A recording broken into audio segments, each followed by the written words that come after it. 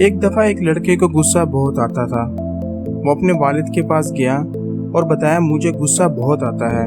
اس کے والد نے ایک کیلوں کا بیگ لیا اور اپنے بیٹے کو کہا جب بھی آپ کو غصہ آئے اس بیگ میں سے ایک کیل نکالنا اور گھر کے باہر جو لکڑی کی باؤنڈری ہے اس پر جا کر ایک کیل لگا دینا۔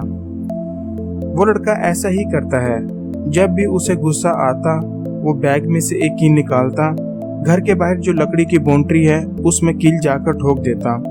پہلے دن وہ بہت زیادہ کیل لگاتا، ایسے ہی کیل لگاتے لگاتے وہ سمجھ جاتا ہے غصہ کنٹرول کرنا زیادہ آسان ہے کیل لگانے سے۔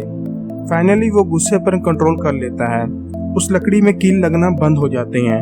وہ اپنے والد کو جا کر بتاتا ہے کہ مجھے اب غصہ نہیں آتا ہے۔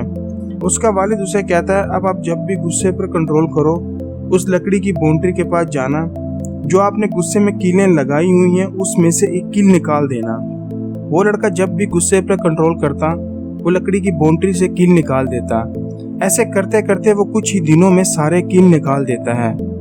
وہ لڑکا پھر سے اپنے والد کے پاس جاتا ہے اور بتاتا ہے کہ میں نے سارے کیل نکال دیے ہیں۔ اس کا والد اس کا ہاتھ پکڑتا ہے اور لکڑی کی باؤنڈری کے پاس لے جاتا ہے۔ اس باؤنڈری کے پاس جا کر وہ فادر اپنے بیٹے کو سمجھاتا ہے بیٹا دیکھو آپ نے کیل تو نکال دیے لیکن اس لکڑی میں جو سوراخ ہو گئے ہیں اس کی وجہ سے یہ لکڑی اب پہلے جیسی نہیں رہی۔ دوستو ٹھیک ایسے ہی غصے کی وجہ سے ہم ایسے ہولز کر جاتے ہیں، ہم ایسے زخم کر جاتے ہیں جس کی وجہ سے چیزیں پہلی جیسی نہیں رہتی۔ دوستو جب ہم غصے کی وجہ سے کسی کو زخم دیتے ہیں اس کے بعد ہم کتنا بھی سوری بول لیں وہ زخموں کے نشان ہمارے رشتوں کو خراب کرتے جاتے ہیں، پھر اس لکڑی کی باؤنڈری کی طرح ہمارے ریلیشن بھی پہلے جیسے نہیں رہتے۔ اللہ کے رسول صلی اللہ علیہ وآلہ وسلم نے فرمایا تم میں سے بہترین لوگ وہ ہیں جنہیں دیر سے غصہ آتا ہے اور جلدی چلا جاتا ہے، اور تم میں سے بدترین لوگ وہ ہیں جنہیں جلدی غصہ آتا ہے اور دیر سے جاتا ہے۔ نبی کریم صلی اللہ علیہ وآلہ وسلم نے ارشاد فرمایا تم میں سے کسی کو غصہ آئے تو اسے چاہیے کہ وہ خاموش ہو جائے۔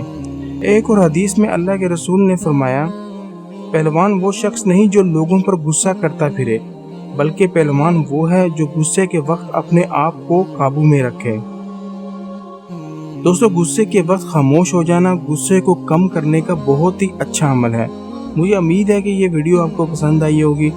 میں اب آپ کو ملوں گا نئی ویڈیو کے ساتھ، تب تک کے لیے اللہ حافظ۔